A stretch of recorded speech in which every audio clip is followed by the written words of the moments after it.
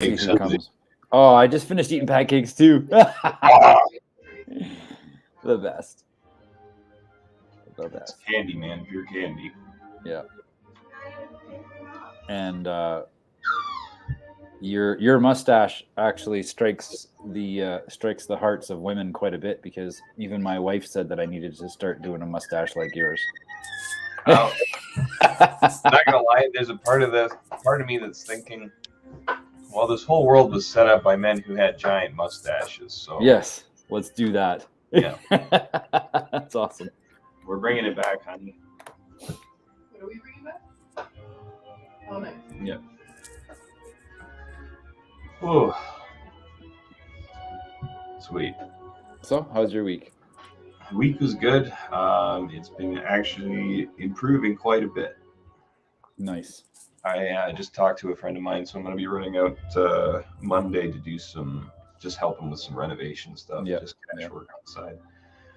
And that honestly feels quite nice, because it's just something to do that I don't need to think about. And he's pretty cool. He was in the Canadian military for, I think, 20 years. And he was a drill instructor. Okay. Anti-mask, anti-vax, all that stuff. He was like, he would go down to Coots and stuff like that. He does all the rallies. Nice. A little too pessimistic, maybe, but who isn't these days? Yep. Pessimism is normal. We got a viewer. Sweet. If you got questions, definitely feel free to comment. If you comment, we can see it live in our studio here. So thanks a lot for coming by. Let's go like this, and it's be easier for us to see each other. I think, maybe we'll see. Yeah. So what else is happening for you? Any? I like it when we vamp on the spirituality stuff. So yeah, that's just what have you experienced this week? Well, I was actually going through the Bible. I got this PDF, and all it is excerpts that are clippings talking in relation to law, but it's all just talking about the divinity of man. And it was in Deuteronomy, I think, 6, where the commandments have been given. And it struck me as very, very interesting. When you know how language works, and you kind of have a sense of what originally might have been said and how that may translate into languages that are completely unrelated. Yeah. When he gives the commandments, he says they are to be on your hearts. Yeah. And so here I'm thinking, like, you spell things because when you spell them, it creates a spell. Mm-hmm. So these things written out and then decreed through Moses, I suppose. It's like when you read a book, and this is something that always confused me when I was a kid. When you're reading a book and people get emotionally involved with the book. Mm-hmm. So I remember I was 12 years old. I didn't know how to read when I was 12. So I'd look at a book, and it was just about, as far as I could tell, as far as I really cared at that point, it was just a bunch of little pictures, right? Yeah. And A is just a picture. Yay, got it. And so it fascinated me to no end how someone could read a book, and when someone dies in the book, they act like someone had just died. Right. Someone they were attached to and known for a long time. Just because of these funny little pictures. Yeah. Yeah. And so it was something that was a big contention, and one thing I always tried to follow was, if God had intended for me to know the truth, it would not have been necessary for someone to invent a printing press in the 1600s. Mm-hmm. You see your favorite guy? So there absolutely should be a way for me to understand and attain everything that God has laid out without any books or reading at all. Right. Shake, shake, shake. Yeah. So cool. Yeah, I've gotten books, and probably, and not that people get me a lot of books, but people recommend me the books, and people give me books. And there's probably a little bit of pride in it, but I can say that I have never actually read a book back to front in my life. Mm-hmm. You missing some caffeine yet? You know, it's funny. It's funny that you bring it up because it ties in with a principle in ontology, which is the study of being. You know, we can say, we can even make declarations, and we can even write it down with our hand that we're going to be more loving to ourselves. But no amount of doing any of that is actually going to make it happen. You have to be it. Even if you act out that way, oh, I'm going to act more loving to myself. That's you're acting, right? You need to be more loving to yourself. Mm-hmm. And I see the correlation there, where it's like, you know, when Jesus would say something like, you know, this needs to be on the tablet of your heart. He's not saying you need to use words and memorize them. He's saying you need to live them. Like, you actually have to live these principles. Don't just know them. Don't just memorize them. Don't just recite them. Live them. And my mentor, Joe Schroeder, he would say, you know, you can't speak like a prince during the day and then live like a pauper at night. The two worlds don't coincide. Mm-hmm. If you want something, you have to live you have to live what gets that, not do what gets that. You have to be it. We're not human doings, we're human beings. Yeah.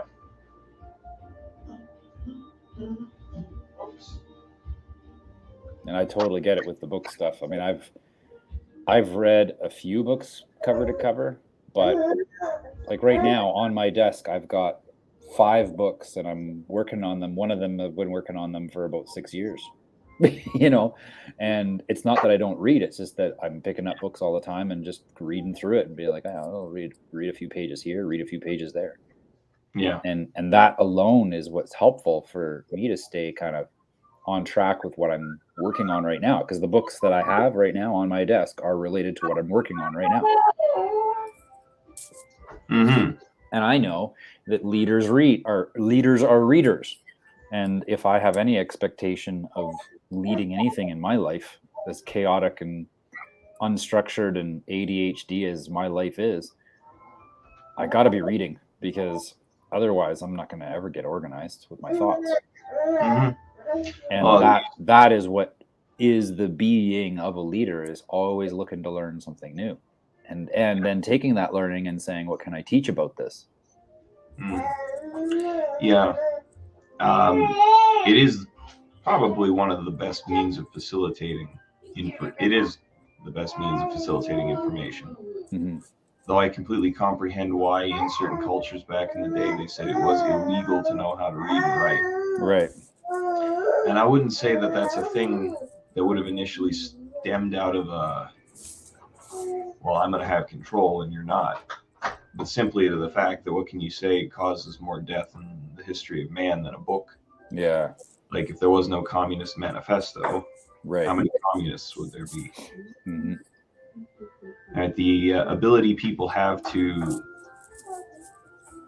take a code of characters and pull meaning out of them that are put inside those characters. Yeah. But not to know, because they are just exactly what they are, and not to be able to know or distinguish what actually is true or false about those. It's like something that Schopenhauer, right? I would say some guy once said that if you read, you should read something 3 times. Right? And I like to say some guy, because really I don't think it's important who said it as much as what is said. Yeah. Because, okay, Schopenhauer did that, and then you can get into a long discussion about who Schopenhauer was and his level of intellect, or his... Yeah. Right? And then now you're arguing about a perception of somebody's origins and state of mind, rather than what those words are actually conveying. Mm-hmm. It's kind of, on a scheduling part too, it's one of those things. It's like, everybody has these schedules where they, like in a book, it's plotted out. Everything's set day to day to day, right? And they're going to be committed to that, and they're going to stick with that. And obviously, yeah, that works. You get a great deal of control over your life, but then things like COVID happen. Mm-hmm. And in my personal experience, I've had the best opportunities when I have just, somebody calls me up and says, hey, you got time for this? And I might be in the middle of something, but what's like, no, I got to be committed to this thing that I said I was going to do. I told myself I was going to do it. Or this guy that has this opportunity, I should go see what that's about. Mm-hmm. It's like my buddy Lando, hey, you want to go to BC in June 2021? I'm like, sure. I had like 3 houses lined up that needed to be painted and a bunch of stuff going on, but I hired somebody out, set them up to do the work, and I was in BC for like a month. Yeah. If I hadn't done that, my sister wouldn't have gotten married. Oh. Yeah, because I met her now husband out there on the project that we were going to check out. Wow. So it's like, yeah, okay, I put off responsibilities Mm-hmm. for a call to adventure. Right. I didn't make any money. I lost a lot of money, Mm-hmm. but I didn't care because the amount of experience I gained and what happened to my surroundings as a result of that exploded. Yeah. So it's like, I don't, as much as I try, and I try quite a bit to make a schedule and stick to it, it just never works. No, I know. No, I know that. That's for sure. And that's okay. Like, that's the thing, right? Is that there's no wrong way of doing this. We're all learning, and that's the point. Like, we're here to learn. We're here to grow. We're here to expand our consciousness. Mm-hmm. And some of us are disorganized. It's okay. There's a beauty in disorganization where it becomes orderly. Yes. There's nothing orderly about nature, but all of it is so perfectly ordered. Is organized. Yeah. Yeah. That it will never die. Yeah. But you can never tell exactly where the deer will be. Right. At what time. You'll never be able to tell how many offspring it had. You'll never be able to tell literally anything about nature. You will never be able to foresee what it will do. Mm-hmm. You see videos of these trees popping their roots up and kind of walking over to a new spot. Who's going to see that? Who's going to believe that? Right. Yeah. The chaos is actually how order is formed. Mm-hmm. Because you have to have some sort of motion. And if it wasn't kind of bumping into itself and twirling around, it wouldn't be a dance. Mm-hmm. But it's like you see, I don't know what people's experience are. I've never been to like those big dance celebrations where you get like 50 to 100 people, but I've seen it a lot in, videos of the past, old time films, and nothing's choreographed. Everybody just knows the steps. Yeah. And they're just 2 people looking at each other, and nobody runs into each other. Yep. And they could be doing the jitterbug and literally grabbing a woman and flinging her over their head, but nobody hits each other. Right. Yeah. Yeah. Yep. In all that chaos, that's perfectly fine. Yeah. So it's like, in terms of how to set up your life, it's really more of, these are my moves, and I'll weave between whatever comes along. Right. Yeah. Yeah. Yeah. That ties in with Bruce Lee. You have to be like water. Yeah. And it doesn't strive. It doesn't push. It doesn't even give effort to going in the direction it goes. It just goes around the obstacle. Goes over to the right. Goes over to the left. Yep. Yeah, very cool. Got now 3 people watching online. Feel free to comment. Let us know where you're watching from, and ask questions. Provide some commentary on what you've experienced in your spirituality over the last week. This is our time to just collaborate and share with each other what's going on. We always learn when we share what's happening to us. So feel free to comment, or if you want to jump online, I sent you the email there. So if you got the email, you're on the list to join in with us. So feel free. More questions, the better. 2 heads is better than 1, and 3 is Always. Yeah, always. a new number. You know what I can't get over? It's funny, last week how I talked about how I noticed, so many things happening within the 3 dimensions, that it was just clear that from a higher consciousness, there's a lot of orchestration happening. Like we are all of us working together so well. This week was by far the most transformational week that I've ever had in my life, where the people, places, and things just fell into place, conspired for me. It was like I didn't even have to try to do this or try to do that. And even there's this new position that I applied for a few weeks ago. And on Saturday morning, I was talking with somebody who's not related to that project at all, saying, "Oh yeah, no, I'll see the owners of that company here this weekend, big huge conference in Switzerland, and I'm gonna see him this weekend. I'll let him know to hire you." It's like, wow, this is just piecing together. It's just too good, and it's happening more and more this whole week. It's like I was taking a look at some of the work that Torian is doing, and hope he's listening. Like it's perfectly in line with stuff that Walter was talking about. And, Walter, the work that he's done up to this point has been in perfect line with all the stuff that we're doing. It's just in a different facet, and I said, after we started opening up that Miro board and started sharing each other's files, I was like, man, it's like we've been working together this whole time. And I'm just saying that over and over and over this week, just because of how much synchronicity is literally slapping me in the face. It's so fascinating to watch. Yeah, synchronicity is something I really started to pay attention to in late 2019, and once you realize that the world is synchronistic, you can't see it see it after that. Yeah, we can't go to sleep after you wake up. Like, yeah, it's just impossible.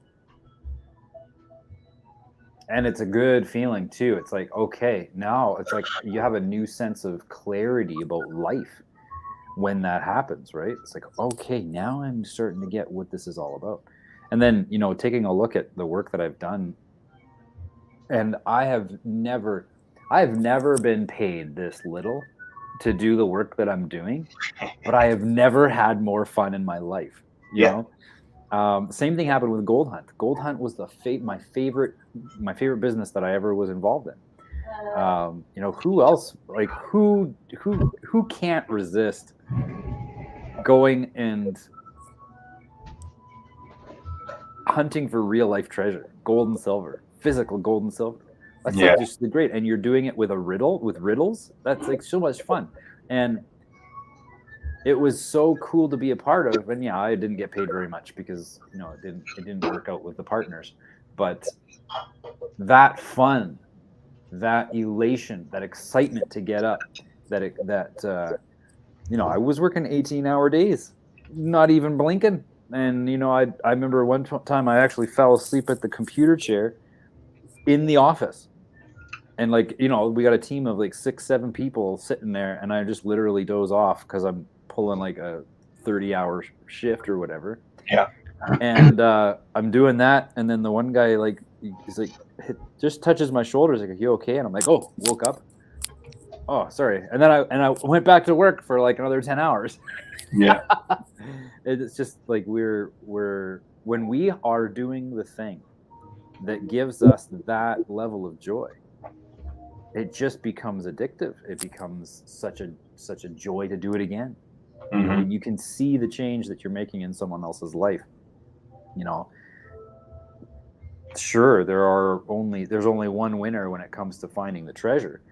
But, the emails that I got, people saying, I'm so grateful that I got to do this with my family. You got to show me where the true treasure is. Like, it's just like, yeah, that's what I'm after. Mhm. For people to recognize and experience that joy and wonder of life. That's what I want. And so, doing this work, it's like just amped way up, because now we're finding a completely different kind of treasure, that sovereignty, right? Mhm. Because you have that, and you don't need any other treasure out there, because your self-responsibility is what frees you. Yeah. That's it. It's like, what else? What else would you ever want if you just had the ability to freely choose whatever you wanted, Yeah. fully Imagine. realized? Imagine. And the reason why I'm so excited about this is because, as I learn more about spirituality, because I am by far not anywhere close to good at this, but the thing that I love about it is that the principle is the same in our spirituality. Look for the wonder, look for the awe in everything. Because really, when it comes down to it, zoom out and you realize you're just a speck. Mhm. So you should just really, really take a good look at how amazing life is. And when you are doing the thing that you love to do, it's way easier to get to that space.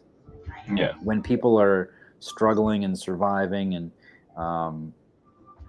they're just trying to get by, or just trying to make sense, or just dealing with that next stressor, which I've been there.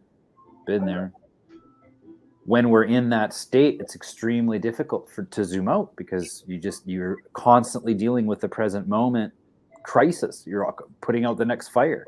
I think of moms, they would relate very well to this feeling, where it's just like, it doesn't matter what I do. Like, cleaning the house while the kids are growing is like shoveling the sidewalk while it's still snowing. It's like there's no ever catching up. Yeah. And that state, I mean, if you're a mom and you love that state, first of all, thank you for being a mom like that, because we need more good kids raised. But it's no wonder that a lot of moms are just burning out, because they've got not only the kids to raise, but then they've also got a job to juggle. Mhm. Sometimes. And that and it stems back to the freedoms were eroded. The freedoms were eroded to the point where now both mom and dad have to go to work in order to feed the family. What's going on here? Yeah. And just like the freedom, the promise of freedom is what eroded it. yeah, The assumption that you didn't already have the freedom, so you needed to do these things in order to really be free, which was get a job, and then get the house and move away from your family, because you need to be free to have your own life and your own house, your own cars. And why don't you just lease it, because there's going to be a new, better one next year, and nobody lives with family anymore. That's just being with my dad here. My dad being around with the baby has been just such a nice thing. Yeah. You don't have to do dishes all the time. You don't have to make meals all the time. You don't have to hold the baby all the time, because a couple hours in a day, someone else is there who wants to play with him. Mm-hmm. And that's really good for the baby. Not only is very incredible, there's just new life he gets to be inspired by and pour knowledge into. And then it's good for mom and dad, because there's an extra person or two, ideally, if parents are still together, to help take care of the child. And then, or the baby, I should say, not the child. I knew what you meant. Yeah, I know. I just hate the confusion. I know, it's okay. But yeah, it's just, it makes everything better, makes everything easier. Mm-hmm. And then kids get the greatest degree of socialization right at home because they're getting a full stream of ages and experiences to interact with and learn from. Mhm. And it's not just this, it also keeps the parents in line because there's somebody older and wiser around that can say, Right. you don't have to do that. Yeah. Why are you doing that? Mhm. Stop doing that. Yeah. And then things don't cost. You can just go endlessly into why it's better to be with more people than without. Yep. What do you want to do? But it comes back to people wouldn't want to do that because of the false perception of ownership. Mm-hmm. Right, I was listening to Alan Watts this morning, actually, before the call, and he was talking about how the best thing in life is that everything, like, you don't have to find anything, you don't have to make anything, you don't have to hold on to anything, right? And there's nothing to let go of either, because everything dies and decays, right, and becomes a new thing. Mm-hmm. So the sense of ownership, it's like, I own this car. Well, the only way you're going to own it for your whole life is if you never drive it. Right. Or the only way you're going to own it for your whole life is because you keep putting new parts into it. Right. So that part that you owned is now gone in a landfill, and a new part that you didn't own but now you own but you don't own because it's going to go to a landfill at some point. Nothing's permanent, so why would you ever have any kind of inclination to hold on to anything? Right. You lose the meaning of the interaction. It's kind of like what I was telling my wife. It's like we're just talking about this sense of being married and the vows that people give to each other. And what makes them significant and what makes them special is that even though you're married, you don't have to be. At any point could stop. That's right. But you choose not to. Right. You choose to go along with everything because somehow the greatest thing in life is sharing it with someone else. Yeah. Even if it's painful. Right. Well, and I mean, God said, I need to make this man a partner. Well, he can't do this all on his own. Yeah. He just keeps running off to the woods and jerking off. Yeah. So much fun. Don't say that in church. Oh, that's hilarious. Mm-hmm. Yeah. Oh, yeah. Yes, go on.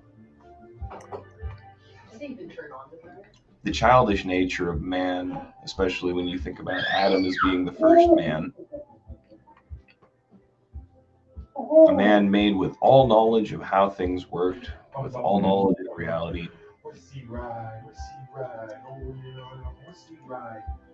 And how did he behave?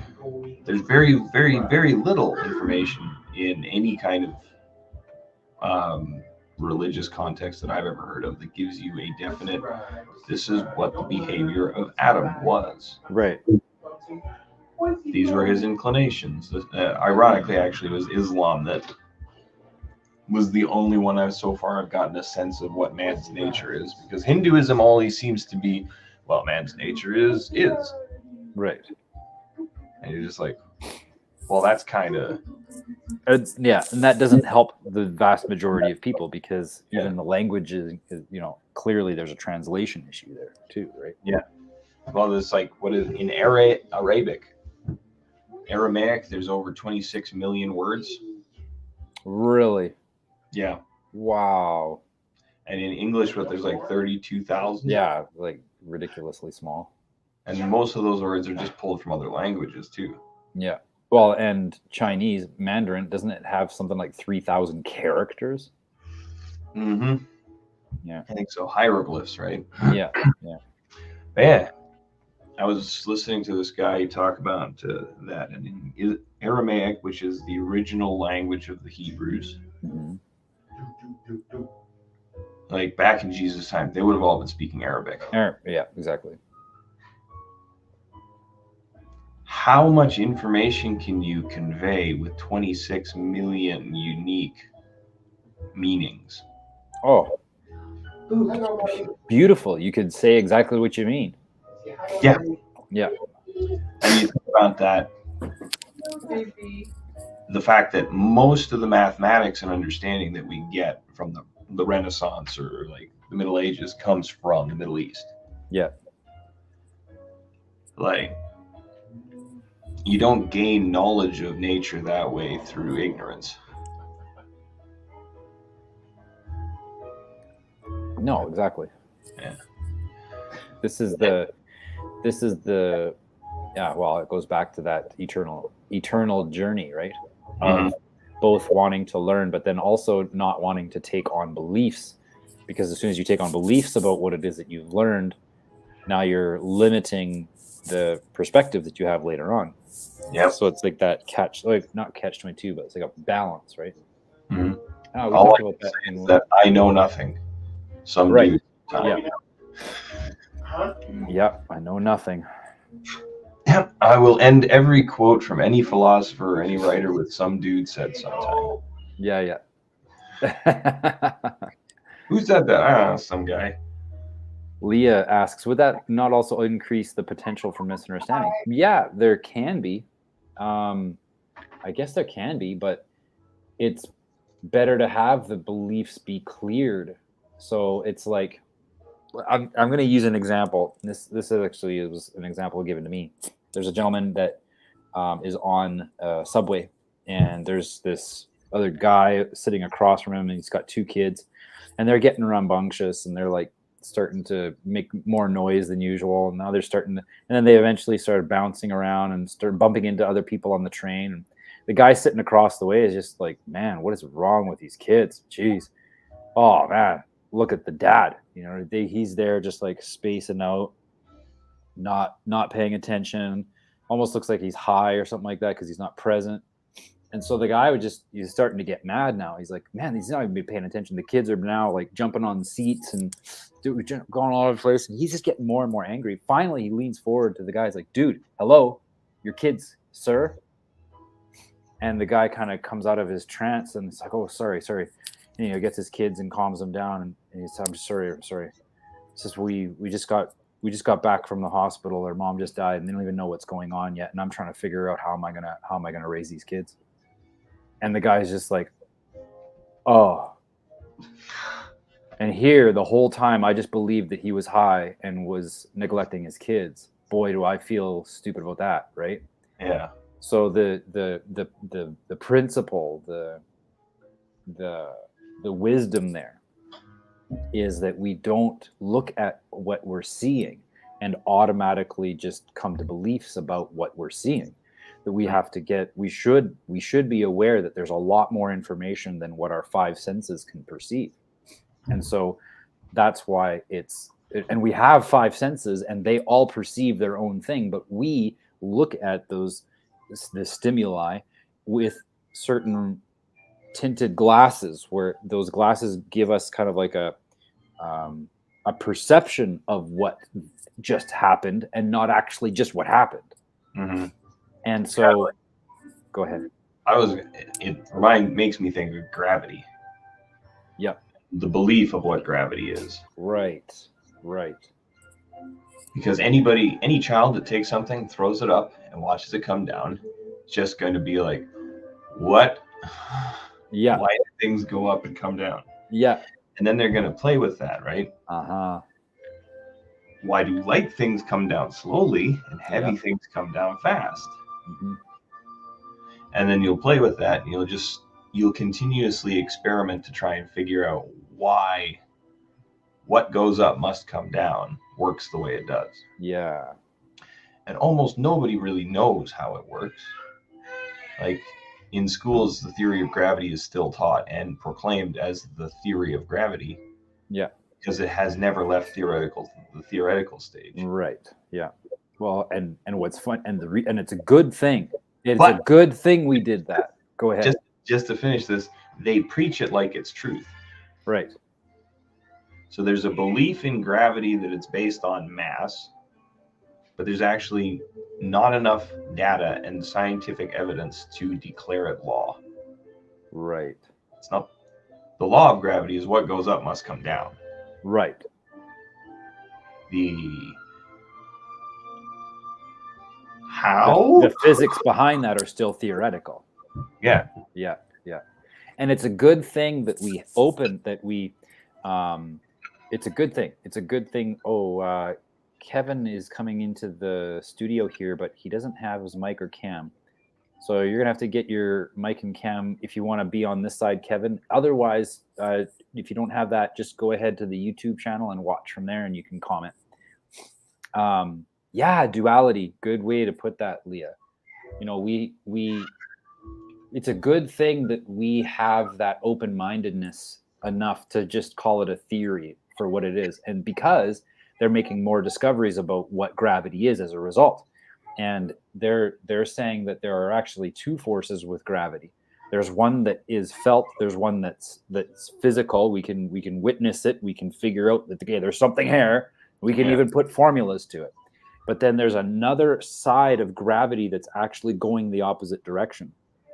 And they found that the energy that's drawing itself to, well, the energy of gravity as we know it, that pulls in matter and light into a black hole, they've now been able to measure that there's an equal force coming out of the black hole, that it doesn't capture everything, that there's actually a non-physical force, an entity that is emanating out of a black hole at the same rate and velocity as the gravity of the object, or the velocity of the the acceleration of gravity going this way. There's another force going the opposite direction, and they're like, whoa, this changes everything that we believe about gravity. So if they would have maintained the belief, if they would have had that down to a science, right, been like, no, this is the way it is, they would have been completely blind to whatever possibilities awaited them if they just ask, why is it this way? How did it work out that way? Why is the theory not complete?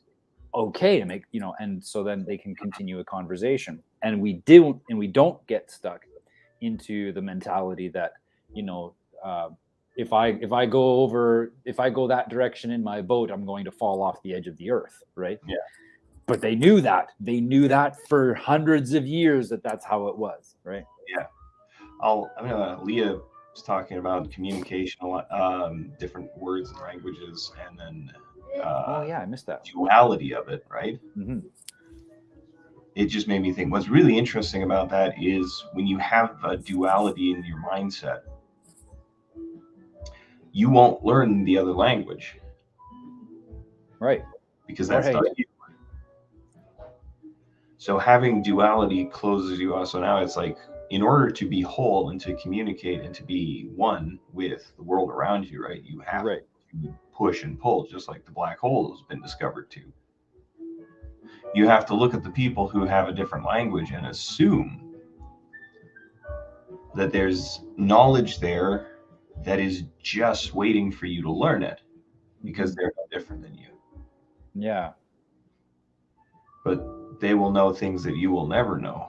Right. If you don't accept them for who they are, and allow them to accept you for who you are, because you have the understanding of God in all.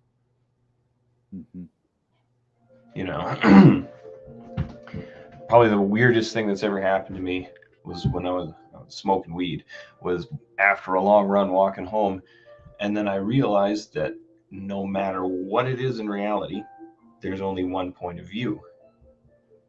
Right. And it's the first person perspective. Right. Yeah. Who's the first person? That's one dude. That's it. That's one original being, the first person's perspective.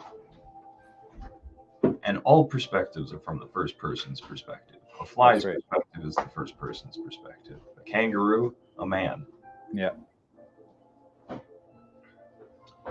And when I clicked in on that, this is the trippy part. When I clicked in on that, I could then sit in the eyes of the lady driving past the corner I was standing on, waiting for the light to turn green so I could cross. And I was in that Jeep looking at myself standing on the corner. Mm-hmm.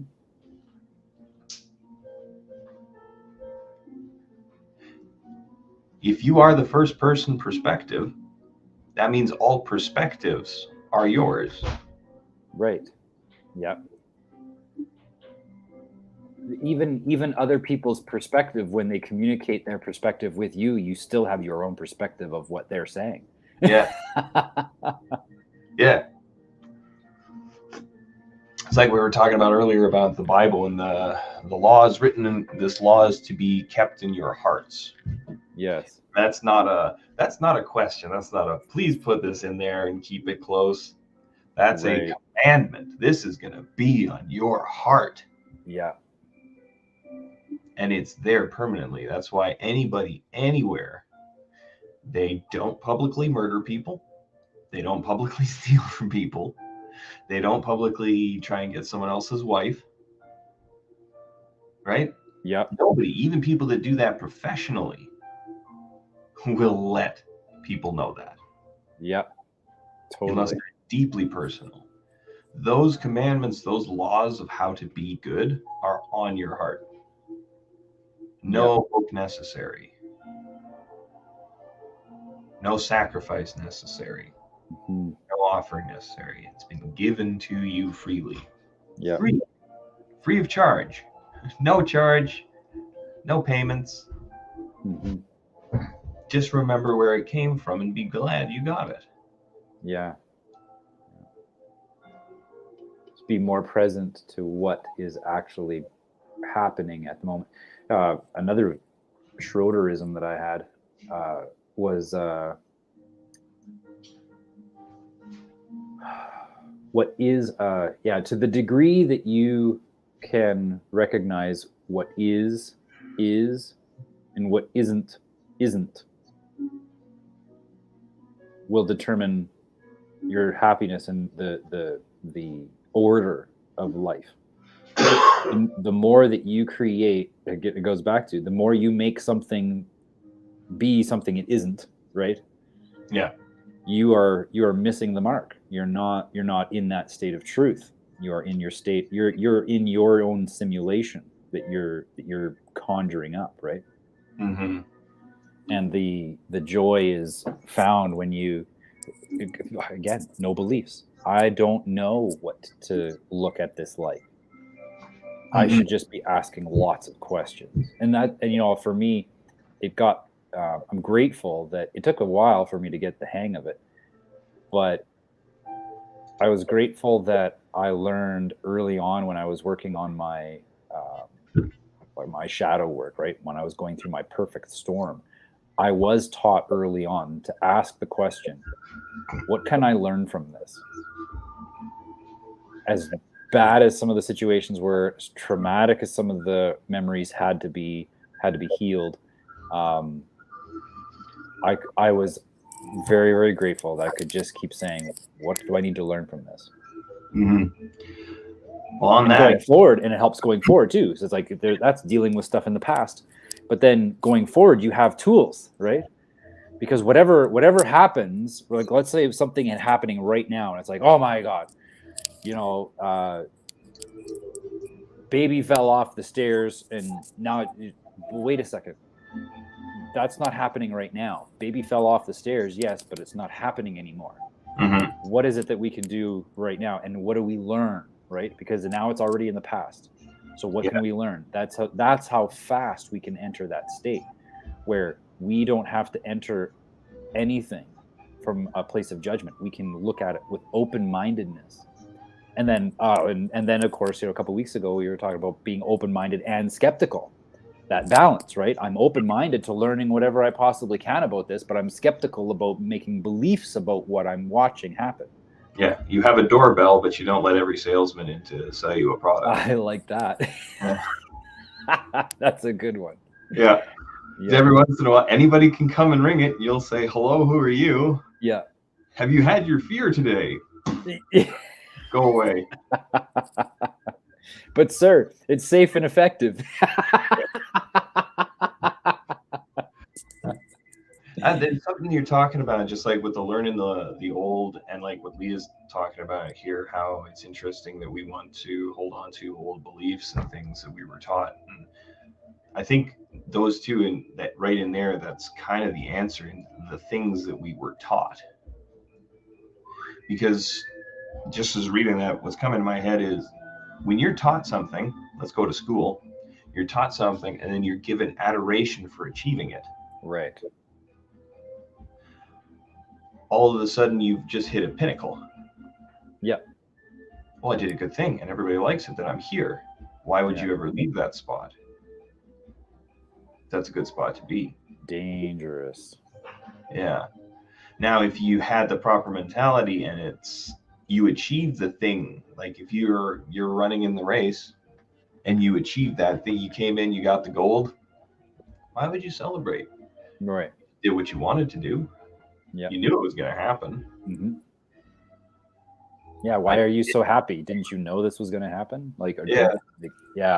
I've encountered that. There's a danger though going that direction, because when good things do happen to us, it is important that we take that moment of gratitude, because gratitude is the prerequisite to more blessing. If we don't have that gratitude, it's like a shutting off. It's like a kinking of the hose. You can't keep having more abundance coming towards you if you're not also allowing it to come towards you. And that gratitude, that feeling of worthiness is what allows that. It makes sure that kink doesn't get put in the hose. Yeah. The adoration of the person over the adoration of the action. Yes. Yeah. And that reminds me too of in education, where this might take me a bit to formulate into words. But when we're in that state of learning something and then we successfully recite it and we have, that, oh, good job, good boy, like that incentive is dangerous, because now you're just a robot, right? You're literally being conditioned to be a robot. Repeat. And if we were to turn that incentive into something where it's like, no, you don't actually get recognized. You don't get acknowledged for having done something amazing just because you recited something. The incentive for us to grow is we need to be sharing what we're learning. So that teach, learn, teach. We have to be doing it. That's how we grow the best. And that's where we need to have the incentive is, yes, you're learning. So yes, you memorized that, but it doesn't mean anything. It didn't change your way of being. What changes your way of being is your acknowledgement of what you've learned and your expression of what you've learned to someone else so that they can learn the same. That is how we advance our consciousness. And so that's how I believe that schools should be incentivizing the work of the sons and daughters, is having them be acknowledged when they acknowledge what they've learned, and have an artifact, even like, oh, look, here's this thing that I made, and I learned that if you do it this way, then it comes out better. That is worth more points than making the thing. Yeah. Because anybody can just be a robot and make something that someone else made. Teach what you've learned so that you actually advance your competency in whatever that is. But then we're also elevating the consciousness worldwide. Yeah. 100 monkey experiment, basically. Yeah, exactly. Same thing. You have a visitor. Good. Start them young. Chunky. Yeah. Oh, you heard that. Good. He knows that word. Yeah. Oh, that's awesome. Oh, that's great. And this is Chad. Hi, Chad. How are you? You doing good? I think what it all comes down to is, well, here, I'll show you what it comes down to. Yeah. Yeah, I know. Like, just look at the curiosity, look at the fascination on the face, eh? Just, wow, what's going on? Everything is just so appreciable. Yeah. It's like, whoa, I'm upside down. This is Yeah. fun. And he can't get enough of standing. Oh, It's his favorite yeah. thing to do now. Yeah. That's great.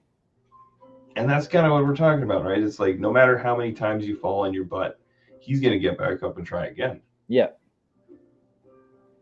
And Right. oh, what a wonderful lesson there is to that. I mean, we also are going to fall down lots. We're going to make mistakes. We're going to stumble. We're going to probably even bruise our tailbone a few times with the mistakes that we end up making. But, you know, the worst thing that we could possibly do is, and you can quickly imagine what the worst thing that you could do to Chad if he stumbles and falls or slips and does something or bonks his head. Like, what are you going to do? Go and scold him? Yeah. You know, but yet that's what we do to ourselves when we make our mistakes, right? Oh man, I'm such an idiot. Oh, you stupid fool. And it's like, no, you're learning. You're learning. Yeah. You Be just fell on easy your on butt. yourself. So you learn not to overcompensate your balance that way. Yeah.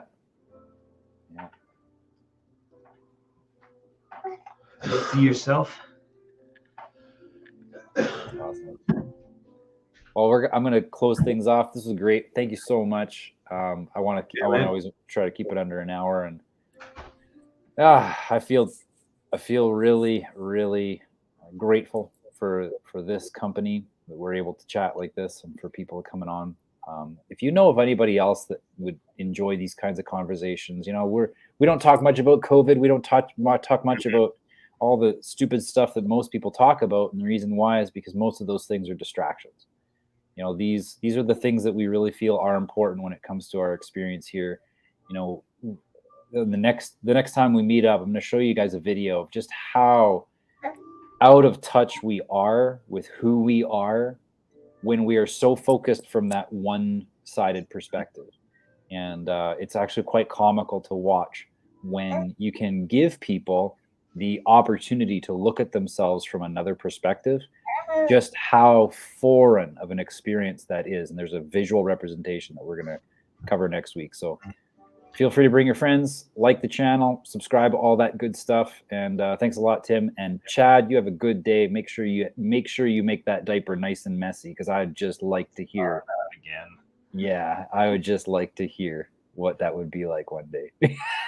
I want to close off with one thing. Yeah. Some guy said it sometime, but he was a Russian athlete, and the interviewer was asking him why he wanted to break the record after he broke the record. Yep. And he didn't change his expression. He didn't do anything. He just said, "Why not?" Yeah. Why not? Yeah. Yeah. Just why not? Yeah. Why not? That's great. Okay. Well, have a good night or good day. And, Yeah. And eventually you'll have a good night too, I'm sure. Yes. In case I don't see you, good afternoon, good evening, and good night. Indeed. Take care.